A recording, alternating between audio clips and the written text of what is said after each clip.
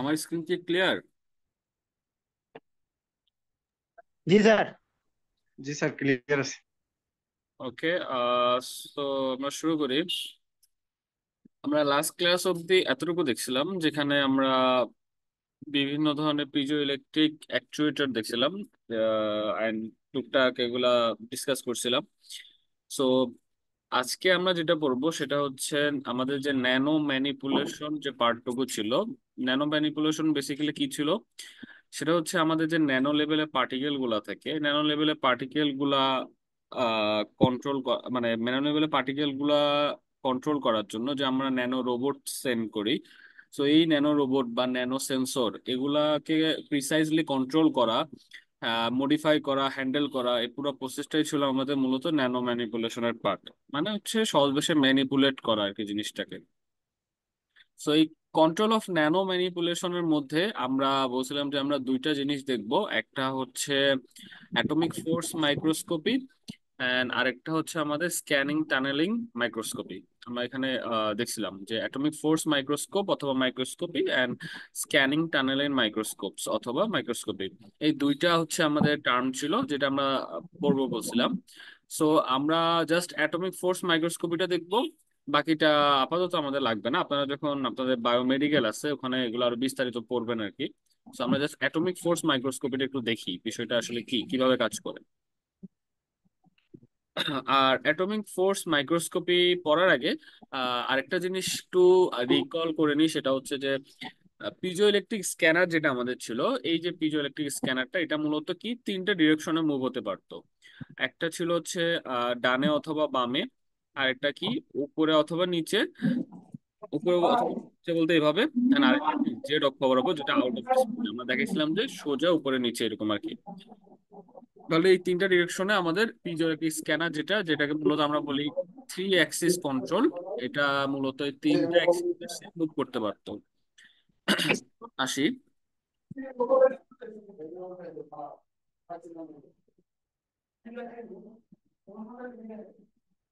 তো আমাদের atomic force microscopy যেটা, এটা বোঝার জন্য আসলে চিত্রটা বোঝাটা অনেক বেশি ইম্পর্টেন্ট। চিত্রটা অনেকটা বিটকুটে লাগতে পারে, বাট বুঝলে অনেক ইজি। তো এটা শুরু হয় আসলে কিভাবে? সবার আগে এই যে পার্টটুকু আমরা পার্ট বাই পার্ট করি তাহলে ইজি হবে আমাদের জন্য। এই যে পার্টটুকু এটাকে বলা হয় পিজো ইলেকট্রিক স্ক্যানার। দেখেন পিজো ইলেকট্রিক স্ক্যানার আছে, এটার উপরে আমাদের একটা স্যাম্পল থাকে। স্যাম্পল বলতে সাপোজ কোন একটা সারফেস থাকে, ওই সারফেসের উপর ধরেন ওই সারফেসের উপরে নিচে এরকম থাকে অনেকগুলো পিক পয়েন্ট থাকে, লোয়ার পয়েন্ট থাকে। আমাদেরকে বললো যে এই কতগুলো পিক পয়েন্ট আছে, লোয়ার পয়েন্ট আছে, এরকম একটা স্ক্যান করে কম্পিউটারে এটার একটা ইমেজ জেনারেট করতে। এরকম যদি আমাদেরকে বলে, সাপোজ আমাদেরকে এরকম একটা টাস্ক দিল, তাহলে এই টাস্কের জন্য আমরা যদি অ্যাটমিক ফোর্স মাইক্রোস্কোপি ইউজ করি তাহলে কিভাবে করব? প্রথমে হচ্ছে যে স্যাম্পলটা বা যে উপাদানটার উপরে আমরা কাজটা করব সেটাকে আমরা পিজো ইলেকট্রিক স্ক্যানারের উপরে এভাবে বসাইলাম। ঠিক আছে, এভাবে আমরা বসাবো এটাকে।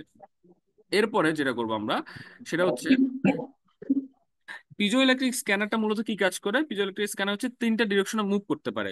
সো এই যে বস্তুটা, এই যে জিনিসটা, এটা মূলত তিনটা ডিরেকশনে মুভ করতে পারবে। একটা হচ্ছে এক্স অক্ষ বরাবর এদিকে যাইতে পারবে, একটা এদিকে যাইতে পারবে, একটা উপরে, এন্ড হচ্ছে একটা নিচে, আরেকটা হচ্ছে যে অক্ষ বরাবর বাইরে এন্ড ভিতরের দিকে, মানে হচ্ছে উপরে এন্ড নিচের দিকে আর কি। সো এই তিন অক্ষ বরাবর মানে টোটাল ছয়টা অ্যাক্সিসে যেহেতু সে মুভ করতে পারবে, তাহলে ওটার উপর যখন স্যাম্পল। স্যার কেউ একজন, মানে কথা ক্লিয়ার আসতেছে না মাঝে মাঝে। স্যার কেউ একজন আনমিউট আছে, তো মানে কথাটা শুনতে পারতেছি না। আনমিউট কার আছে? Wait. আচ্ছা আচ্ছা ওয়েট।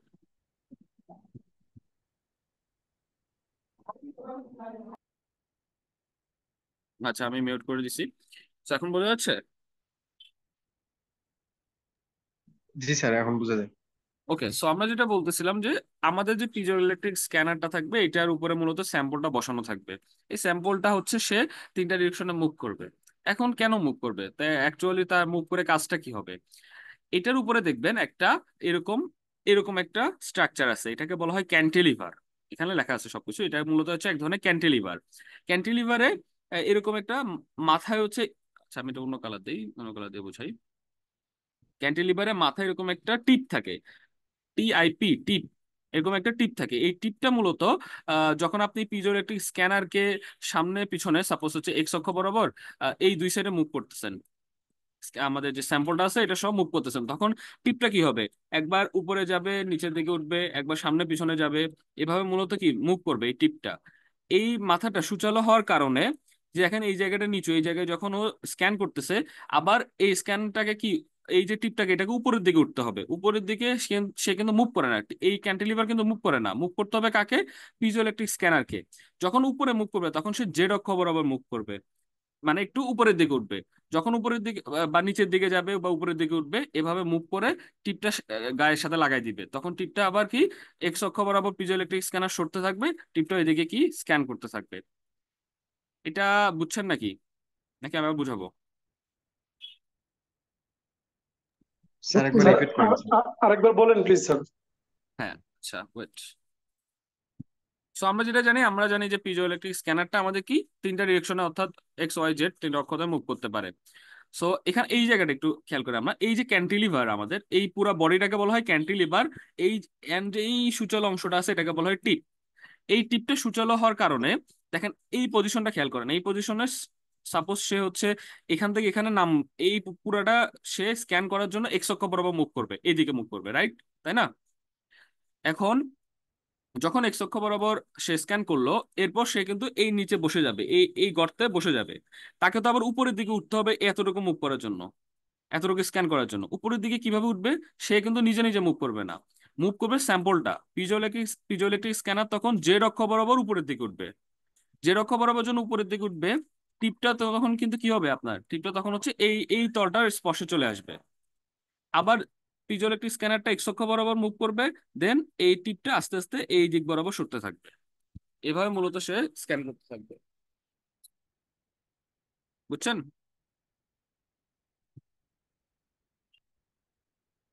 জি জিনিসটা একটু স্যার হার্ড, বুঝতে পারছি কিন্তু। জি স্যার, বুঝতে পারছি।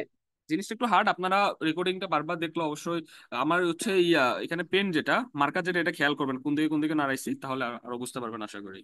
সো যেহেতু টিপটা মুভ মুভ করতেছে না, মানে জাস্ট হচ্ছে পজিশনটা চেঞ্জ করতেছে, কে চেঞ্জ করতেছে, পিজোইলেকট্রিক স্ক্যানার। যেহেতু এই আগে পিছে সামনে পিছনে উপরে নিচে মুভ করতেছে, তখন টিপটাও কি একটা এরকম হচ্ছে, তার একটা মুভমেন্ট হচ্ছে, উপরে না হলে নিচে, নাহলে সামনে না হলে পিছনে, এরকম একটা কি মুভমেন্ট হচ্ছে। এখন আমরা এই টিপের মুভমেন্টটাকে উপরে যদি একটা লেজার লাইট অ্যাপ্লাই করি, দেখেন একটা লেজার ডায়োড আছে, এই লেজার ডায়োড দিয়ে আমরা যদি একটা লেজার এই টিপের সোজা এই মাথাতে যদি অ্যাপ্লাই করি, তাহলে ধরেন টিপটা যখন উপরের দিকে উঠবে। আচ্ছা আরেকটা খেয়াল, আরেকটা জিনিস বলে রাখি, সে এই টিপ থেকে আবার কি মিররে একটা কি ওই লেজার লাইটটা রিফ্লেক্ট করবে, মিরর থেকে আমাদের এই যে পিজো ফটো ডিটেক্টর এখানে যাবে, এই যে মুভমেন্টটা। এখন কোন মুভমেন্টটা যাবে, ধরেন টিপটা এখন নিচের দিকে আছে, দ্যাট মিনস মুভমেন্টটা কোন দিকে, মুভমেন্টটা হচ্ছে আমাদের নিচের দিকে, বুঝাই, মুভমেন্টটা হচ্ছে নিচের দিকে। তাহলে আমাদের যে লেজার ডায়োডটা রিফ্লেক্ট করে মিরর দিয়ে ফটো ডিটেক্টরে যাচ্ছে, তাহলে মুভমেন্টটা সে পাবে এখানে নিচের দিকে। এবার টিপটা যদি উপরের দিকে ওঠে, তাহলে মুভমেন্টটা হবে কোন দিকে, উপরের দিকে, তাহলে লাইটের মুভমেন্টটা কোন দিকে হবে, উপরের দিকে হবে। এভাবে সামনে পিছনে ডানে বামে উপরে নিচে বিভিন্ন মুভমেন্টকে এই লেজার ডায়োডটার মাধ্যমে মিরর দিয়ে ফটো ডিটেক্টর হচ্ছে ডিটেক্ট করতে পারে। এখানে যে ফটো ডিটেক্টর আছে এটা মূলত ডিটেক্ট করতে পারে। এখানে সবকিছু বলা আছে, মেজার্স ডিফ্লেকশন অফ ক্যান্টিলিভার। এই যে ক্যান্টিলিভারটার যে ডিফ্লেকশন মানে তার যে মুভমেন্টটা হচ্ছে, এটা মূলত ডিটেক্ট করে আমাদের এই ফটো ডিটেক্টর। ওকে, এখন ফটো ডিটেক্টর থেকে নেক্সট কাজটা কি হবে, ফটো ডিটেক্টর থেকে যে মুভমেন্টটা সে ডিটেক্ট করলো, এই এখানে এবিসিডি দেওয়ার কারণ কি, আমি লাস্ট ক্লাসে বলছিলাম যে আমাদের চারটা কোয়াড্রেন্টে আমরা পিজোইলেকট্রিককে ভাগ করি, স্ক্যানারকে ভাগ করি। তো এখানে এবিসিডি একটু উল্টাপাল্টা দেওয়া আছে, কোনো সমস্যা নাই, এবিসিডি বিভিন্ন জায়গাতে হতে পারে, এখানে এখানে বি হতে পারে, সমস্যা নাই। চারটা কোয়াড্রেন্টটা এখানে দেখাইছে অ্যাকচুয়ালি। সো এটাকে বলা হয় photo detector, position sensitive photo detector, যেটা মূলত এই ক্যান্টিলিভার যেটা আছে এই ক্যান্টিলিভারটার মুভমেন্টটাকে ডিটেক্ট করে। ঠিক আছে? সো এখন মুভমেন্ট ডিটেক্ট করে ফেললাম, এখন কাজ কি, মুভমেন্ট ডিটেক্ট করার পরে। স্যার আপনি তো বলছিলেন স্যার ক্যান্টিলিভারটা ফিক্স থাকবে আর আমরা স্ক্যানারটাকে মানে উপরে নিচে বা ডানে বামে করব। Right right. আবার এই ক্ষেত্রে বলতেছেন যে ক্যান্টিলিভারটা পজিশনটা করবে, বুঝি নাই কথাটা স্যার, একটু ক্লিয়ার আচ্ছা করবেন না? আমরা হচ্ছে ওয়েট, আমরা হচ্ছে এখানে এই পিজোইলেকট্রিক স্ক্যানারকে যেটা স্যাম্পল শো আছে এটা মুভ করবে, আমরা যেটা বুঝলাম, তাই না?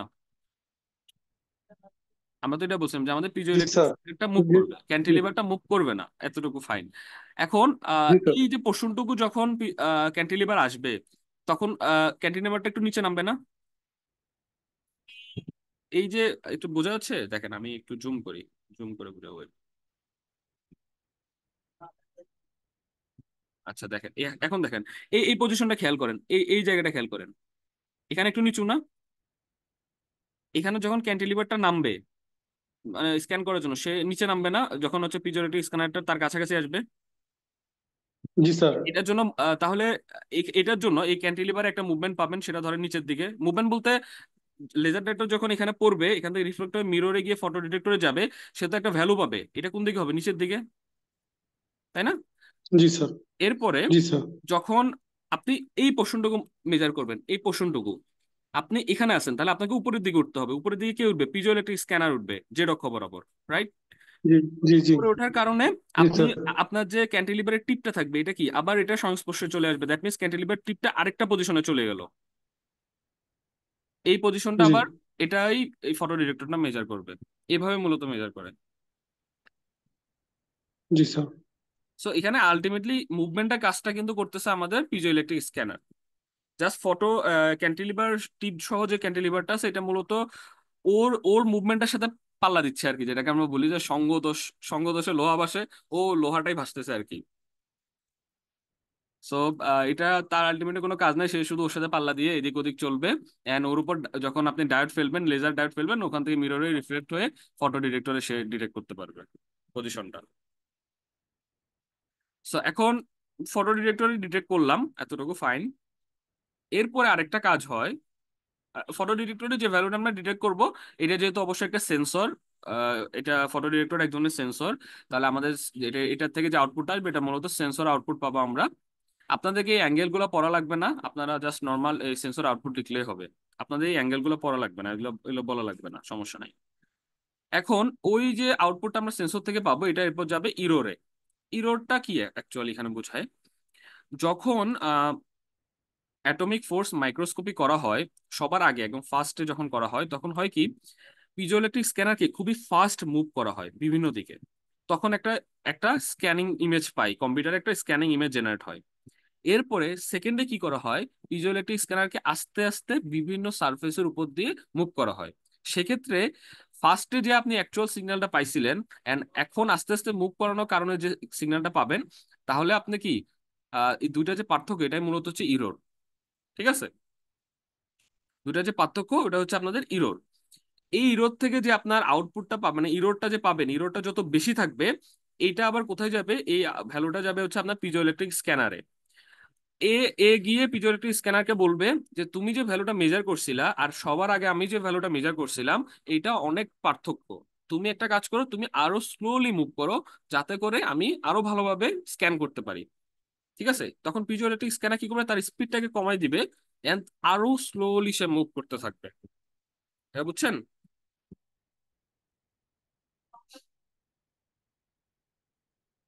না বুঝলে কোশ্চেন করেন এটা। জি স্যার, বুঝতে পারছি স্যার।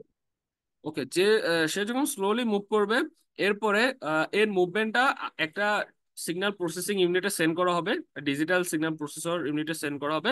সেখান থেকে কম্পিউটার গ্রাফিক্স এর মাধ্যমে আমরা হচ্ছে ওইটার ইমেজটাকে দেখতে পারবো। ঠিক আছে? ওখান থেকে আমরা কম্পিউটার ইমেজের মাধ্যমে জাস্ট ব্ল্যাক এন্ড হোয়াইট একটা ইমেজ জেনারেট হবে। এটা হচ্ছে সিগন্যাল প্রসেসর একটা ইউনিট থাকে, ওখান থেকে হচ্ছে আপনার ভ্যালুটাকে সিগন্যাল থেকে ইমেজে কনভার্ট করে আর কি। এইটা হচ্ছে পুরো প্রসেসটা। খুবই একটু টাফ, বাট আপনারা যখন কয়েকবার পড়বেন আপনাদের থেকে ইজি লাগবে। আর সবকিছু এখানে লেখা আছে, আপনারা করতে পারেন, সমস্যা নাই। এটা ছিল আমাদের অ্যাটমিক ফোর্স মাইক্রোস্কোপি অথবা এএফএম, যেটাকে সংক্ষেপে বলে। খুবই খুবই ইউজফুল একটা জিনিস। ইলেকট্রনিক মাইক্রোস্কোপিতে খুবই ব্যবহার করা হয় এটাকে। এটা এখানে আপনাদের সবকিছু বলা আছে, বিভিন্ন আমি প্রত্যেকটা ইনস্ট্রুমেন্টের নাম এন্ড তাদের কাজটা হচ্ছে এখানে লিখে দিছি, আপনারা পড়বেন এগুলা। টোটাল 6টা ইনস্ট্রুমেন্ট আছে, সেগুলো কাজটা আমরা হচ্ছে এখানে লিখছি, এটা পড়বেন। তো এতটুকু ছিল হচ্ছে আমাদের এএফএম, মানে লেকচার 3 আমাদের এতটুকু শেষ। আমরা একটু মুভ করি, সেটা হচ্ছে লেকচার 4-এ।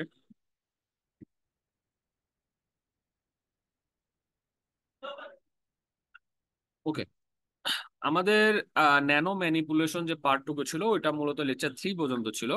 আমরা স্ক্যানিং টানেলিং মাইক্রোস্কোপটা পড়বো না, কারণ আলটিমেটলি এটা আমাদের এখন দরকার নাই, আর আপনাদের সিলেবাসও নাই এটা। বায়োমেডিক্যাল যখন পড়বেন তখন এটা আপনাদের পড়ানো হবে, সমস্যা নেই। সো আমরা এখন যেটা পড়বো সেটা হচ্ছে একটা সিম্পল ডেফিনেশন, যেটা মূলত হচ্ছে top up and bottom up and top down অ্যাপ্রোচটা আসলে কি। এটাকে আমি নর্মাল কথার ডেফিনেশনে উল্লেখ না করে আমি একটু সিম্পলি বলি। ধরেন আপনাদের কাছে 3টা ক্ষুদ্র ক্ষুদ্র পার্ট আছে এরকম, এটা হচ্ছে পার্ট 1, পার্ট 2 অ্যান্ড পার্ট 3। আপনি এই 3টা পার্টকে জোড়া লাগায় একটা নতুন নতুন একটা পার্ট জেনারেট করলেন। তিনটা, যেটা হচ্ছে 3টা পার্টের কম্বিনেশনে তৈরি, যেটাকে আমরা বলি অ্যাসেম্বলি। ঠিক আছে, 3টা আলাদা আলাদা পার্টকে আপনি অ্যাসেম্বল করলেন একটা জায়গায়। তো এটাকে বলা হয় বোটম আপ অ্যাসেম্বলি, যেখানে হচ্ছে বোটম থেকে আপ পর্যন্ত হচ্ছে অ্যাসেম্বল করা হয়। এমন কিছু সফটওয়্যার হচ্ছে Autodesk, inventor and solid works. Solid ওয়ার্কের নাম আপনার অনেকে শোনার কথা। এই দুইটা সফটওয়্যার হচ্ছে মূলত এই বটম আপ অ্যাসেম্বলিটা করে, যেটা হচ্ছে ক্ষুদ্র ক্ষুদ্র পার্টগুলোকে জোড়া লাগায় অ্যাসেম্বল করে। ঠিক আছে, এর রিভার্স প্রসেসটা যদি হয় সেটাকে বলা হয় টপ ডাউন অ্যাসেম্বলি, যেটা মূলত অ্যাসেম্বল কোন একটা সিস্টেমকে ক্ষুদ্র ক্ষুদ্র পার্টে কনভার্ট করে অথবা কম্পোনেন্টে কনভার্ট করে, এরকম ক্ষুদ্র ক্ষুদ্র কম্পোনেন্টে হচ্ছে কনভার্ট করে। এই প্রসেসটার নাম হচ্ছে টপ ডাউন অ্যাসেম্বলি। এরকম একটা সফটওয়্যারের নাম হচ্ছে অটোডেস্ক ফিউশন 360। ঠিক আছে, তো এই দুইটা টার্ম জাস্ট রোবোটিক্সে আমাদের কাজে লাগবে বলে এই দুটা টার্ম সম্পর্কে জানা। ধরেন পড়তে পড়তে এমন কিছু টার্ম দেখলেন, যেটা আপনি এরকম একটা টার্ম দেখলেন যে টপ ডাউন অ্যাসেম্বলি লেখা আছে, আপনি বুঝতেছেন আসলে সেটা কি। তো এই জন্য আপনাদেরকে আগে থেকে একটা জাস্ট একটা টাস্ক দিয়ে রাখা, যে এই জিনিসটা হচ্ছে এরকম। টপ ডাউন মানে অ্যাসেম্বল থেকে পার্ট করা, আর বোতম আপ মানে হচ্ছে পার্ট থেকে অ্যাসেম্বল করা। এতটুকু মনে রাখলে হবে।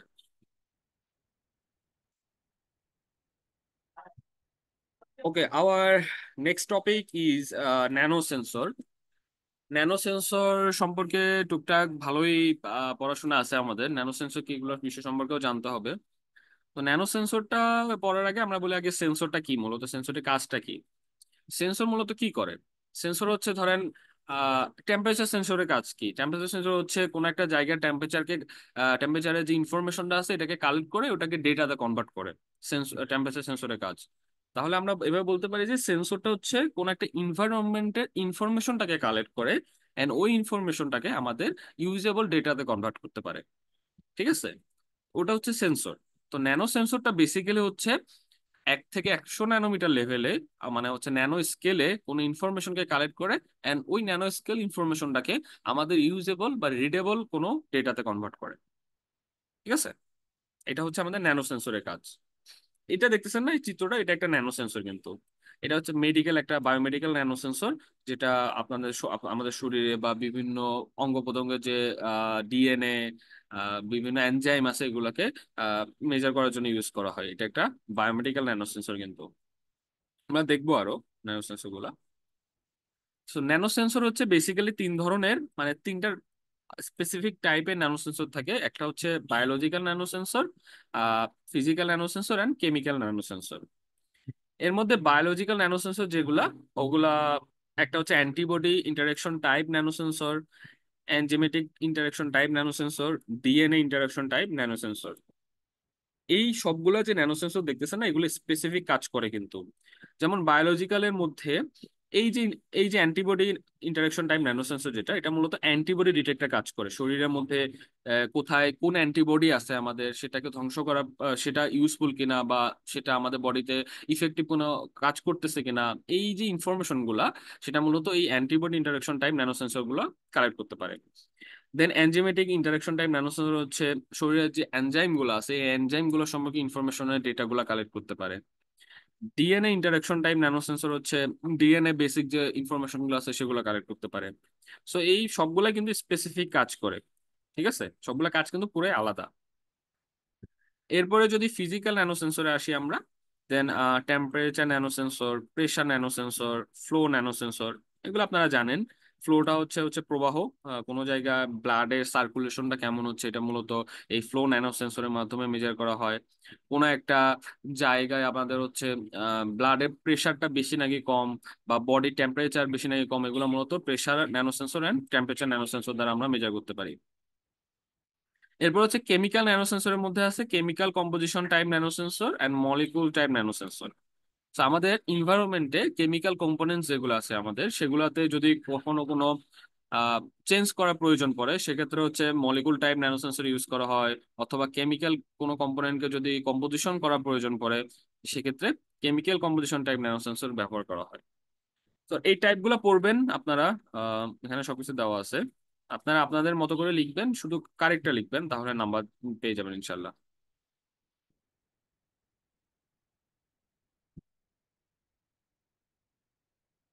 ওকে, আমাদের লাস্ট টপিক আজকে সেটা হচ্ছে এই আমরা যে দেখলাম একটু আগে বায়োলজিক্যাল একটা ন্যানো সেন্সর। এই বায়োলজিক্যাল ন্যানো সেন্সর সম্পর্কে আমরা একটু দেখবো। আপনাদের এই চিত্রটা কিন্তু আনফরচুনেটলি আর আনফরচুনেটলি কিন্তু পরীক্ষা আঁকতে হবে। সো এত কঠিনও না, আপনারা বললে বুঝবেন আর কি বিষয়টা। ওকে, এটা আসলে কি বলছে মূলত আমরা একটু দেখি। এই যে বায়োলজিক্যাল ন্যানোসেন্সর গুলো আছে, এগুলা মূলত আমাদের বডিতে বিভিন্ন ধরনের বায়োলজিক্যাল মলিকুলস, যেমন প্রোটিন, ডিএনএ অর প্যাথোজেন্স, এরপর হচ্ছে মেডিকেল ডায়াগনোসিসের জন্য যে ক্রুশাল কম্পোনেন্ট গুলো আছে সেগুলা ডিটেক্ট করতে পারে। সো বেসিক্যালি আমি যদি ডিএনএ দ্বারাই অথবা অথবা প্রোটিন দ্বারাই যদি বুঝাই, এই টাইপের ন্যানোসেন্সর গুলো আমাদের বডিতে প্রোটিনের কি পরিমাণ আছে বা ডিএনএ এর যে স্ট্রাকচারটা, সেগুলো সে ডিটেক্ট করতে পারে এই বায়ো ন্যানোসেন্সর গুলা। সে কিভাবে কাজ করে? ওকে, সকল ধরনের বায়োসেন্সরের তিনটা পার্ট থাকবে। একটা হচ্ছে bioreceptor, transducer and signal processor. So bioreceptor জিনিসটা কি? বায়োরিসেপ্টর হচ্ছে, ধরেন আপনার বডিতে যে ডিএনএ আছে, এই ডিএনএ কে চেনার জন্য কিন্তু কি লাগবে, যেমন আমরা যখন ছোটবেলায় ডিএনএ পড়ছি, তখন ডিএনএ কে চেনার জন্য আমার ডিএনএ একটা পিকচার আমাদের মাথার মধ্যে জেনারেট করে দেওয়া হয়েছে যে এটা হচ্ছে ডিএনএ। তেমন ভাবে ওই সেন্সরটার হচ্ছে ডিএনএ কে চেনার জন্য স্পেসিফিক একটা ইমেজ তার মধ্যে সেট করে দিতে হবে, তাকে চিনতে হবে যে অ্যাকচুয়ালি এটা ডিএনএ। তুমি ডিএনএ এর কাজ করতে আসছো, তুমি এটা হচ্ছে তোমার জন্য ডিএনএ। এখন সে ডিএনএ কে যে চিনবে, এই চেনা যে প্রসেসটা, এটা কাজটা করা হচ্ছে বায়োরিসেপ্টর। বায়োরিসেপ্টর মূলত আমাদের যে স্পেসিফিক কম্পোনেন্টের কাজটা সে করতে আছে ওটাকে চিনে ভালো করে। ঠিক আছে, এখানে বলা আছে সবকিছু যে বায়োসেন্সরের তিনটা পার্ট, তার মধ্যে একটা হচ্ছে a component that recognize the analyte and recognize the analyte. মানে হচ্ছে যেটা হচ্ছে অ্যানালাইট বলতে এখানে আসলে আপনার ডিএনএ, অ্যান্টিবডিজ, এনজাইম, সেল, এগুলো বিভিন্ন ধরনের যে বায়োলজিক্যাল মলিকিউল আমাদের বডিতে আছে সেটাকে বোঝায় একসাথে অ্যানালাইট। ঠিক আছে, আমি ডিএনএ দ্বারাই বুঝাই, আপনাদের বুঝতে সুবিধা হবে। সো ডিএনএ কে যে চিনলো, চেনা কাজটা করলো হচ্ছে বায়োরিসেপ্টর। ওকে, তো বায়োরিসেপ্টর বেসিক্যালি এখানে থাকে, এখানে আপনাদের দেখানো হয়েছে, এভাবে বড় করে দেখানো হয়েছে যে এখানে মূলত বায়োরিসেপ্টরের কাজটা হয়। এখন ডিএনএ কে চিনলো, ডিএনএ গতিবিধি খেয়াল করলো।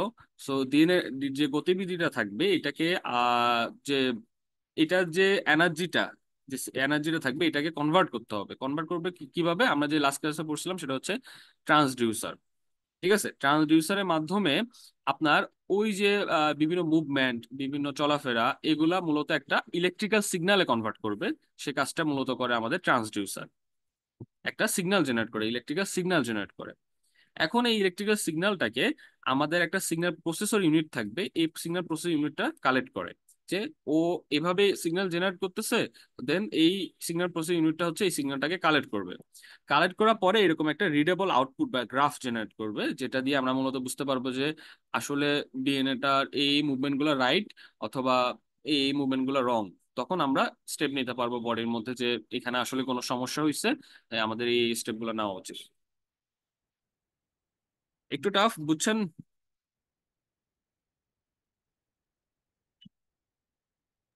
স্যার এটা পরীক্ষাতে তো দিতে হবে নাকি? ইয়েস, কিন্তু পরীক্ষায় থাকতে। বুঝতে পারছি, কিন্তু পরীক্ষার মধ্যে কি স্যার এই যে ডিএনএ, এরপরে অ্যান্টিবডি, এনজাইম, সেল, বিভিন্ন ইয়া দেওয়া আছে বা ভাইরাস, এগুলা সব দিতে হবে নাকি যে কোনো একটা সিম্বল দিলেই হবে? আচ্ছা আমি বলি, এটা রাখতে পারবেন না? এখানে একটা বক্স দিয়ে দিবেন, যা সিগন্যাল প্রসেসরে, রাইট? এখানে একটা বক্স দিয়ে দিবেন, এই দুটো রাখতে পারবেন। জি স্যার, বুঝতে পারছি। এই যে ট্রান্সডিউসার আর সিগন্যাল প্রসেসরের পার্টটা তো আঁকতে পারবেন হোপসো, তাই না? সমস্যা হচ্ছে এখানে। এখানে একটা কাজ করবেন, আপনারা ডিএনএ দিয়ে বুঝান, আমাকে সমস্যা নেই, ডিএনএ তো আঁকতে পারবেন, আঁকা বাঁকা করে এরকম আঁকে দিবেন, আগে একদম পারফেক্ট হওয়ার তো দরকার নাই, এরকম আঁকে দিবেন, এইভাবে দেখাই দিবেন ডিএনএ, সমস্যা নাই। ঠিক আছে, সমস্যা নেই, ওটা আঁকলে হবে, বাট এরকম বক্স করে দেখালে হ্যাঁ। বলে স্যার আপনাকে বুঝাইতে পারলেই হয়েছে স্যার, হ্যাঁ হ্যাঁ, চিত্রের রাইট, মধ্যে। আমাকে বুঝাইতে পারলে হবে। আপনি দরকার হলে আমি যদি চিত্র দেখে না বুঝে আপনার নিচে হচ্ছে এভাবে টাইটেল দিয়ে দিবেন যে এটা ডিএনএ। জি স্যার, জি স্যার, আমি এটাই বলতে চাচ্ছি। ওকে, আশা করি স্যার পারবেন। ডিএনএটা যেভাবে ডিটেক্ট করে সেম ভাবে তো ওই যে ভাইরাস আছে বা বিভিন্ন সেল, ওটা তো সেম প্রসিডিউর নাকি স্যার? হ্যাঁ হ্যাঁ, সেম প্রসিজার, সবগুলো সেম প্রসিজার। যেমন হচ্ছে ডিএনএ এর জন্য এইখানে যে রিসেপ্টরটা আছে সেটা কিন্তু আলাদা। আবার এনজাইমের বিভিন্ন অ্যান্টিবডি বা সেলের জন্য এগুলো কিন্তু আলাদা, প্রত্যেকটার জন্য কিন্তু আলাদা রিসেপ্টরের টাইপ। হ্যাঁ হ্যাঁ, বুঝতে পারছি স্যার, বুঝতে পারছি, জি স্যার। ওকে, আশা করি পারবেন এটা। তো আমরা এতটুকু শেষ করে নাকি আপনি এগুলো আস্তে ধীরে পড়েন, আমরা আস্তে ধীরে আগাই। এতটুকু থাক। এটা আপনাদের গুগল ক্লাসরুমে দিয়ে দিছি আমি, এটা আপনাদের অলরেডি আপলোড করা হয়েছে। তো আপনাদের কারো কোনো কোশ্চেন থাকলে করতে পারেন। তার আইডি দিব এখানে? হ্যাঁ হ্যাঁ, অ্যাটেন্ডেন্স আমি ভুলে যাই অনলাইন ক্লাসে সবসময়। আপনার একটু আইডি গুলো লিখে দেন ইয়াতে, চ্যাটে।